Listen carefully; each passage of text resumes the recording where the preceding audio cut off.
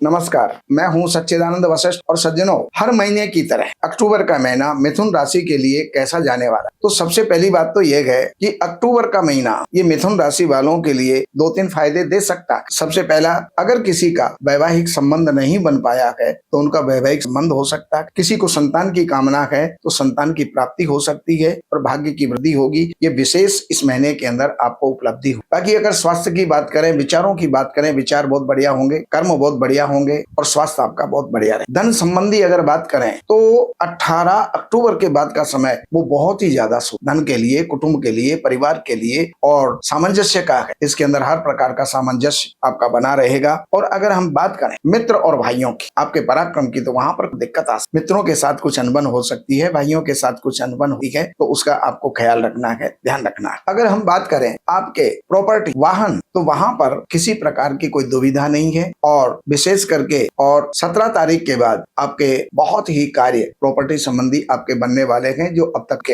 अगर हम बात करते हैं विद्या की, पढ़ाई की, तो पढ़ने वालों को विशेष ध्यान देना होगा। इस समय पर आपको क्रोध की अधिकता रहेगी, लापरवाही की अधिकता रहेगी, तो उसको त्यागें तो आप लाभ उठा सकते हैं। अगर हम बात करें किसी भी कोर्ट कचहरी या शत्रुओं की, तो उसमें किसी प्रकार की कोई व्यवधान या कोई बाधा नहीं होगी। अगर कोई होगी भी तो वो मधुरता के साथ में सुलझ जाए। अगर हम बात करें वैवाहिक जीवन की, तो वैवाहिक जीवन बहुत बढ़िया रहे। जिनका जो शादीशुदा है, विवाहित हैं, उनके लिए ये समय बहुत बढ़िया है, मैत्रीपूर्ण रहेगा। और इसके अंदर साझेदार भी अगर आपका कोई व्यापार में है, उसके साथ भी अच्छा तालमेल बनेगा। अगर हम बात करें आपके आयु पक्ष, तो आयु पक्ष में किसी प्रकार का कोई विघ्न नहीं है, कोई बाधा नहीं, सब कुछ। अगर हम बात करें आपके भाग्य की, तो आपको कहीं कहीं निरर्थक भी भागना पड़ सकता। प्रयास तो आप करेंगे लेकिन वो प्रयास पूर्ण रूप से सफल होने में दिक्कतें आए। लेकिन अगर हम बात करें आपके कर्म की, व्यापार और आपके प्रमोशन, तो वो सब आपके बढ़ेंगे, उसका लाभ आपको होगा। आय के स्रोत आपके बने रहेंगे। खर्चों के मामले में सब लिमिटेशन बनी रहेगी, उसमें किसी प्रकार की कोई क्षति या दिक्कत नहीं। अब हम दैनिक राशि फल आपको देना चाह रहे हैं। तो जो 1 तारीख है ये पति पत्नी के लिए बहुत बढ़िया है। 2 और 3 तारीख आपके स्वास्थ्य के लिए ठीक नहीं रहेगी, इसका आपको ध्यान रखें। कोई भी नया कार्य इसमें प्रारंभ ना करें और कहीं दूर की यात्रा है तो उसको स्थगित करें। 4, 5, 6, 7, 8, 9 तारीख ये जो है क्रमशः आपके लिए भाग्य वृद्धि, कर्म वृद्धि, व्यापार वृद्धि